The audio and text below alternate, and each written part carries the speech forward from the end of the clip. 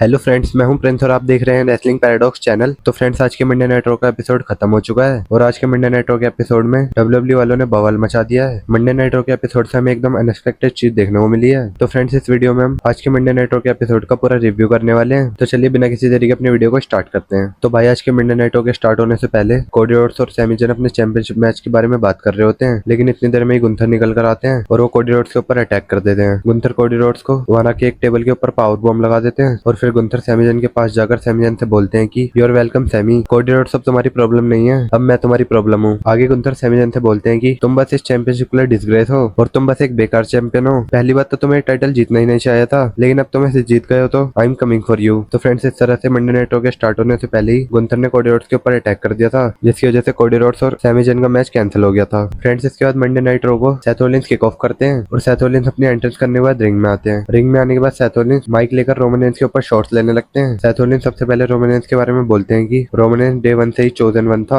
और उस समय कोई भी नहीं चाहता था कि रोमन रेंस किसी चीज के लिए अकाउंटेबल हो। आगे सेथ रॉलिंस बोलते हैं कि जब शील्ड ने डब्ल्यूडब्ल्यूई कंपनी में अपना डेब्यू किया था तो उस समय हम 3 लोग थे। तो फ्रेंड्स, सेथ रॉलिंस यहाँ पर डीन एम्ब्रोस को भी मेंशन कर रहे थे। इसके बाद सेथ रॉलिंस बोलते हैं कि लेकिन ये एकदम क्रिस्टल क्लियर था कि रोमन रेंस चोजन वन है और रोमन रेंस के लिए ये चीज मैटर नहीं करती कि वो अच्छे प्रोमो कट कर सकता है या फिर वो रिंग में अच्छे से रेसल कर सकता है, और उस टाइम हर चीज बस रोमन रेंस को ही मिलती थी और उस टाइम मैं इस चीज से बिल्कुल भी हैप्पी नहीं था। इसके बाद सेथ रॉलिंस शील्ड के ब्रेकअप के बारे में बात करते हुए बोलते हैं कि मैंने शील्ड को इसलिए तोड़ा था ताकि मैं भी रोमन रेंस की बराबरी कर सकूं। जब मैंने रेसलमेनिया में money in the bank cash in किया था तो उसका भी सिर्फ एक ही पर्पस था कि मैं रोमन रेंस के लेवल पर रह सकूं। आगे सेथ रॉलिंस बोलते हैं कि मुझे पता है ये बात छोटी लग सकती है, लेकिन सच्चाई यही थी। उस टाइम मुझे ऐसा लगता था कि रोमन रेंस और मैं एक ही रेस में दौड़ रहे हैं, लेकिन मैं बिल्कुल गलत था। तो फ्रेंड्स, आज के मंडे नाइट रॉ में सेथ रॉलिंस ने शील्ड को तोड़ने के पीछे का रीजन भी बता दिया है। फ्रेंड्स, इसके बाद सेथ रॉलिंस रोमन रेंस के 2024 वाले प्रोमो को रिस्पॉन्ड करते हुए बोलते हैं कि रोमन रेंस ने कुछ साल पहले ऐसा कहा था कि वो मुझसे 10 गुना कम काम करता है, लेकिन फिर भी वो मेरे से 10 गुना ज्यादा पैसे कमाता है। और रोमन रेंस ने बात अपनी छाती चौड़ी करके बोली थी, लेकिन मेरे लिए बात एकदम प्राउड की बात नहीं है। मैं अपने बारे में बात करूँ तो मेरे लिए बात कभी पैसों की थी ही नहीं, मेरे लिए असली प्राइस तो मेरा काम ही था। तो फ्रेंड्स, इस तरह से सेथ रॉलिंस ने आज के मंडे नाइट रॉ में रोमन रेंस को कुक कर दिया है। बाकी अब जब रोमन रेंस अपना रिटर्न करेंगे तो वो सेथ रॉलिंस की इन बातों को एड्रेस कर सकते हैं। फ्रेंड्स, सेथ रॉलिंस आगे कुछ बोलते इससे पहले ही एलए नाइट का थीम सॉन्ग प्ले हो जाता है और एलए नाइट रिंग में आकर सेथ रॉलिंस के फेस टू फेस खड़े हो जाते हैं। इसके बाद एलए नाइट माइक लेकर सेथ रॉलिंस से बोलते हैं कि तुम लोग यहाँ पर आकर हैंडशेक करते हो, ये कैसा चीट कोड है? तुम यहाँ पर आकर ये बोल रहे हो कि पहले तुम कितने ज्यादा ग्रेट थे और रोमन रेंस भी कितना ग्रेट था और इसके बाद अचानक से तुम्हें टाइटल शॉट मिल गया। आगे एलए नाइट बोलते हैं कि मुझे वो टाइम भी याद है जब तुम चैंपियनशिप मैचेस की अपॉर्चुनिटी को अर्न करते थे और अगर मैं सही हूँ तो तुम किंग ऑफ द रिंग के फर्स्ट राउंड में ही हार गए थे। मैं भी उस टूर्नामेंट में हारा था, लेकिन उसके बाद मैंने तुम्हारी तरह वर्ल्ड चैंपियनशिप मैच की डिमांड नहीं करी। और आगे एलए नाइट बोलते हैं कि तुम्हें मैच बस क्यों मिल रहा है, नॉस्टैल्जिया मोमेंट्स की वजह से। तो फ्रेंड्स, आप देख ही सकते हैं कि एलए नाइट बिल्कुल भी हैप्पी नहीं है कि सेथ रॉलिंस को बिना मेहनत के वर्ल्ड चैंपियनशिप का मैच मिल गया है। और फ्रेंड्स, इसके बाद एलए नाइट जो बोलते हैं वो तो ऐसा लग रहा था कि एलए नाइट बिल्कुल नशे में बोल रहे हैं। तो एलए नाइट सेथ रॉलिंस से बोलते हैं कि कुछ सालों पहले जब बिजनेस अपनी पीक पर था उस समय टॉप पर कौन था? उस टाइम रोमन भी टॉप पर नहीं था और ना ही उस टाइम तुम टॉप पर थे, लेकिन फिर डब्ल्यूडब्ल्यूई में स्टॉर्म की तरह एक फोर्स आया जिसे पहले कभी किसी ने नहीं देखा था और फिर सब लोगों ने बोलना स्टार्ट कर दिया एलए नाइट, ये I am making my rise. Friends, इसके बाद एलए नाइट सेथ रॉलिंस से बोलते हैं कि तुम और रोमन बस एक चीज में बेटर हो और वो चीज है सबसे घटिया इंसान होने में। तुम किस चीज के बारे में बात करके अपने आप को ग्रेट बता रहे हो? तुम बस एक चीज के लिए ग्रेट हो, तुम बस नंबर्स को मैनिपुलेट कर सकते हो मेरे जैसे लोगों को नीचे रखने के लिए, लेकिन बॉटम लाइन यही है कि तुम मुझे नहीं रोक सकते हो और मैं अपना राइज करूंगा क्योंकि ये चीज मेरे लिए बहुत जरूरी है। फ्रेंड्स, इसके बाद सेथ रॉलिंस रिंग से चले जाते हैं और इतनी देर में पीछे से जिमी ऊसो निकल कर आते हैं और वो एलए नाइट को सुपर किक लगा देते हैं। फ्रेंड्स, इसके बाद आगे शो पर हमें विजन और स्ट्रीट प्रॉफिट्स का एक टैग टीम मैच देखने को मिलता है और ये मैच हमें वर्ल्ड टैग टीम चैंपियनशिप से देखने को मिला था। ये मैच काफी फास्ट पेस से स्टार्ट होता है और इस पूरे मैच में हमें इन दोनों टीमों के बीच बैक एंड फोर्थ एक्शन देखने को मिलता है। इस मैच में ब्रॉन ब्रेकर एंजेलो डॉकिंस को डोमिनेट कर रहे होते हैं, लेकिन फिर एंजेलो डॉकिंस मोंटेज फोर्ड को टैग दे देते हैं, जिसके बाद मोंटेज फोर्ड रिंग में आकर ब्रॉन ब्रेकर के ऊपर अटैक करने लगते हैं। और फ्रेंड्स, विजन का मैच हो और उसमें डिस्ट्रैक्शन ना हो ऐसा तो हो ही नहीं सकता। इस मैच में डिस्ट्रैक्शन के लिए रिंग साइड पर लोगन पॉल खड़े थे। लोगन पॉल रिंग साइड पर ब्रास नकल्स लेकर खड़े थे। वो ऑस्टिन थ्योरी को ब्रास नकल्स दे रहे होते हैं, लेकिन रेफरी उन्हें ऐसा करते हुए देख लेता है। रेफरी उन ब्रास नकल्स को उठा लेता है, लेकिन फिर वो ब्रास नकल्स ब्रॉन ब्रेकर के हाथ लग जाते हैं, जिसके बाद ब्रॉन ब्रेकर उस ब्रास नकल्स को पहनकर एंजेलो डॉकिंस के ऊपर अटैक करने वाले होते हैं, लेकिन एंजेलो डॉकिंस ब्रॉन ब्रेकर से वो ब्रास नकल्स छीन लेते हैं। और इसके बाद मोंटेज फोर्ड ब्रॉन ब्रेकर के ऊपर रिंग साइड पर डाइव लगा देते हैं और ये डाइव हमेशा ही देखने में काफी ज्यादा कूल लगती है। इसके बाद लोगन पॉल रेफरी को डिस्ट्रैक्ट करने लगते हैं, जिसका फायदा उठाकर ऑस्टिन थ्योरी ब्रास नकल्स को पहनकर एंजेलो डॉकिंस के ऊपर अटैक करने वाले होते हैं, लेकिन एंजेलो डॉकिंस उनसे वो ब्रास नकल छीन लेते हैं और फिर वो उस ब्रास नकल से ऑस्टिन थ्योरी के ऊपर अटैक करने वाले होते हैं, लेकिन इतनी देर में ही मैक्सिन डुप्री निकल कर आती है और वो एंजेलो डॉकिंस को लो ब्लो लगा देती है और इस चीज का फायदा उठाकर विजन वाले स्ट्रीट प्रॉफिट्स को हरा देते हैं। तो फ्रेंड्स, इस तरह से आज की मंडे नाइट रॉ में विजन स्ट्रीट प्रॉफिट्स एक्सपर्ट्स को हराकर दोबारा से वर्ल्ड टैग टीम चैंपियन बन गई है और अब मैक्सिन डुप्रे ने भी विजन को ज्वाइन कर लिया है। तो फ्रेंड्स फाइनली हमें आज इतने हफ्तों के ऑस्टिन थ्योरी और मैक्सिन डुप्रे के बैकस्टेज ड्रामे का कंक्लूजन देखने को मिला है। बाकी आपके अकॉर्डिंग विजन टीम में मैक्सिन का एडिशन सही है या नहीं, आप अपने थॉट्स मुझे कमेंट सेक्शन में लिखकर बता सकते हैं। फ्रेंड्स इसके बाद आगे शो पर हमें विमेंस आईसी चैंपियनशिप का मैच देखने को मिलता है और ये मैच हमें सोल लुका और रकेल रोड्रिगेज के बीच देखने को मिला था। तो इस मैच के लिए सबसे पहले सोल लुका अपनी एंट्रेंस करती है और सोल लुका के बाद रकेल रोड्रिगेज भी अपनी एंट्रेंस करती है, जिसके बाद ये मैच स्टार्ट होता है। ये मैच काफी फास्ट पेस से स्टार्ट होता है और रकेल रोड्रिगेज इस मैच की स्टार्टिंग से ही सोल लुका को डोमिनेट करने लगती है। रकेल रोड्रिगेज इस पूरे मैच में अपनी स्ट्रेंथ दिखा रही होती है और वो सोल लुका को पूरे मैच में ओवर पावर कर रही होती है। इसके बाद सोल लुका भी फाइट बैक करती है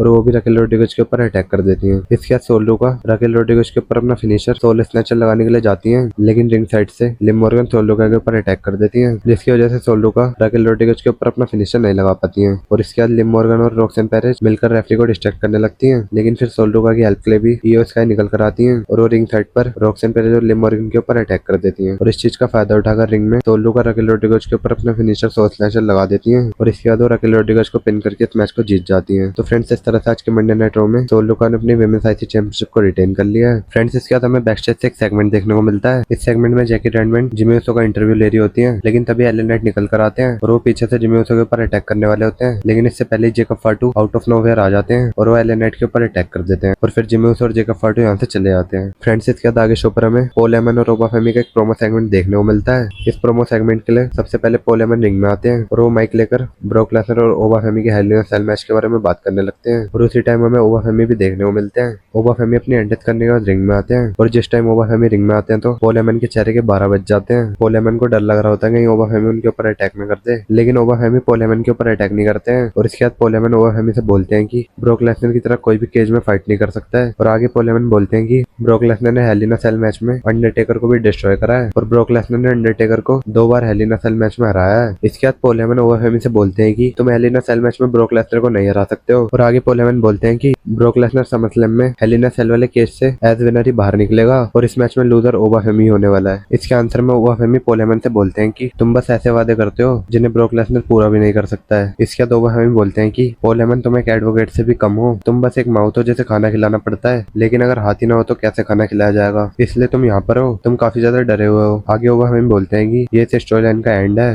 और ये बुक अब हमेशा के लिए क्लोज होने वाली है और मैं उसे उसके दोस्तों के सामने, उसकी वाइफ के सामने और उसके बच्चों के सामने हराऊंगा। अब तुम अपने क्लाइंट के पास जाओ और तुम उससे बोलो कि मैं उससे सीधा हेल में मिलूंगा। तो फ्रेंड्स आज के मंडे नाइट रॉ में ओबा फेमी काफी सीरियस लग रहे थे और उन्होंने पॉल हेमन से सीधा बोल दिया है कि इस साल की समरस्लैम में चाहे कुछ भी हो जाए लेकिन वो ब्रॉक लेसनर को हराने वाले हैं। फ्रेंड्स इसके बाद हमें बैकस्टेज से एक सेगमेंट देखने को मिलता है और इस सेगमेंट में हमें निकोल्डेस और गुंथर के बीच हीटेड कन्फ्रंटेशन देखने को मिलती है, लेकिन इनको सेपरेट करने के लिए एडम पेयर्स ऑफिशियल्स को लेकर आते हैं और वो गुंथर को एरेना से बाहर भेज देते हैं, जिसके बाद हमें निकोल्डेस और एडम पेयर्स के बीच में भी थोड़ी बहस देखने को मिलती है और यहाँ पर निकोल्डेस एडम पेयर्स से बोल रहे होते हैं कि गुंथर ने कोडी रोड्स के ऊपर तुम्हारी वजह से अटैक किया है और ऐसा बोलकर निकोल्डेस वहां से चले आते हैं। फ्रेंड्स इसके बाद हमें बैकस्टेज से एक और सेगमेंट देखने को मिलता है और इस सेगमेंट में निकोल्डेस और एडम पेयर्स मिलकर आज के मंडे नाइट रॉ में सैमी जैन के लिए चैलेंजर को फिगर आउट कर रहे होते हैं और इस सेगमेंट में एडम पेयर्स किसी सुपरस्टार को कॉल मिलाते हैं, लेकिन हमें यहाँ पर नहीं बताया गया था कि एडम पेयर्स ने किस सुपरस्टार को कॉल करी है। अब ये मिस्ट्री हमें आगे शो पर थोड़ी देर बाद रिवील होते हुए दिखेगी। फ्रेंड्स इसके बाद आगे शो पर हमें एक टैग टीम मैच देखने को मिलता है और ये टैग टीम मैच हमें Rusev and Ethan Page versus Chad Gable and Dragon Lee के बीच देखने को मिला था। तो इस मैच के लिए सारे सुपरस्टार्स अपनी एंट्रेंस करते हैं और उसके बाद ये मैच स्टार्ट होता है। ये मैच काफी फास्ट पेस से स्टार्ट होता है। ड्रैगन ली इस मैच के स्टार्टिंग में ही रूसेव और ईथन पेज के ऊपर अपने हाई फ्लाइंग मूव्स को एग्जीक्यूट कर रहे होते हैं, लेकिन इसके बाद रूसेव और ईथन पेज मिलकर चैड गेबल और ड्रैगन ली को डोमिनेट करने लगते हैं। फिर ड्रैगन ली भी वापस से फाइट बैक करते हैं और वो ईथन पेज और रूसेव के ऊपर अटैक करने लगते हैं। फिर रूसेव और ईथन पेज मिलकर ड्रैगन ली के ऊपर अटैक कर रहे होते हैं, लेकिन ड्रैगन ली को सेव करने के लिए चैड गेबल निकल कर आते हैं और वो ईथन पेज के ऊपर अटैक कर देते हैं और इसके बाद रूसेव चैड गेबल के ऊपर अटैक कर देते हैं। फिर रूसेव ड्रैगन ली के ऊपर भी अटैक कर देते हैं और रूसेव ड्रैगन ली को एक्युलेट में फंसा लेते हैं। ड्रैगन ली को बचाने के लिए चैड गेबल आते हैं और चैड गेबल आकर रूसेव को सुप्लेक्स लगाने लगते हैं, लेकिन इतनी देर में ही पीछे से ईथन पेज चैड गेबल के ऊपर अटैक कर देते हैं और फिर रूसेव चैड गेबल को भी अपने एक्युलेट में फंसा लेते हैं।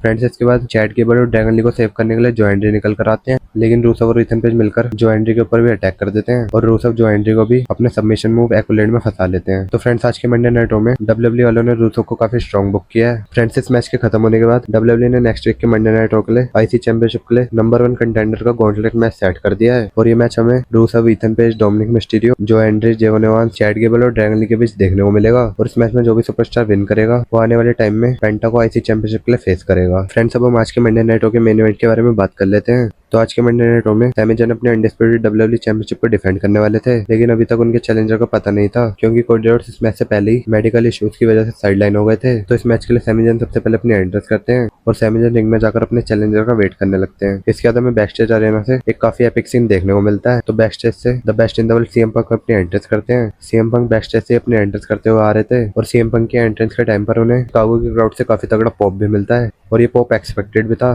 क्योंकि शिकागो सीएम पंक का होम टाउन ही है और वैसे भी सीएम पंक इतने टाइम से डब्ल्यूडब्ल्यूई टेलीविजन से ऑफ थे। तो इस मैच के लिए सीएम पंक सबसे पहले अपनी एंट्रेंस करते हैं। सीएम पंक रिंग में जाते हैं लेकिन सैमी जैन सीएम पंक को चार्टर लगा देते हैं, जिसके बाद ये मैच स्टार्ट हो जाता है। तो ये मैच काफी फास्ट पेस से स्टार्ट होता है और इस मैच की स्टार्टिंग में ही सीएम पंक सैमी जैन के ऊपर आउटसाइड डाइव लगा देते हैं। ये मैच इन रिंग वाइज तो काफी बढ़िया मैच था। फ्रेंड्स, इस पूरे मैच में हमें इन दोनों सुपरस्टार्स के बीच बैक एंड फोर्थ एक्शन देखने को मिलता है। कभी इस मैच में सीएम पंक सैमी जैन को डोमिनेट कर रहे थे तो कभी सैमी जैन सीएम पंक को डोमिनेट कर रहे थे। सैमी जैन सीएम पंक के ऊपर अपना एक्सप्लोडर भी लगा देते हैं और इसके बाद सीएम पंक भी सैमी जैन के ऊपर रनिंग नहीं लगा देते हैं। फ्रेंड्स, अब हम सीधा इस मैच के एंडिंग के बारे में बात कर लेते हैं। तो इस मैच की एंडिंग में सीएम पंक सैमी जैन को अपने सबमिशन मूव में फंसा लेते हैं, लेकिन सैमी जैन उस मूव से बाहर निकल जाते हैं, जिसके बाद सैमी जैन सीएम पंक के ऊपर एक्सप्लोडर लगा देते हैं। फिर सैमी जैन सीएम पंक के ऊपर हलवा किक लगाने वाले होते हैं, लेकिन सीएम पंक सैमी जैन के फेस पर किक लगा देते हैं और फिर वो सैमी जैन को अपने कंधों पर उठाकर सैमी जैन के ऊपर जीटीएस लगा देते हैं, जिसके बाद वो सैमी जैन को पिन करके इस मैच को जीत जाते हैं। तो फ्रेंड्स, इस तरह से आज के मंडे नाइट रॉ में CM Punk new undisputed WWE champion बन गए हैं और ये चीज किसी भी डब्ल्यूडब्ल्यूई फैन ने एक्सपेक्ट नहीं करी थी। सब लोग ऐसा तो सोच रहे थे कि सीएम पंक इस मंडे नाइट रॉ के एपिसोड में अपना रिटर्न करेंगे, लेकिन कोई भी एक्सपेक्ट नहीं कर रहा था कि सीएम पंक इस मंडे नाइट रॉ के एपिसोड में अपना रिटर्न करके न्यू अनडिस्प्यूटेड डब्ल्यूडब्ल्यूई चैंपियन बन जाएंगे। तो फ्रेंड्स, आप सीएम पंक की इस विक्ट्री से हैप्पी है या नहीं,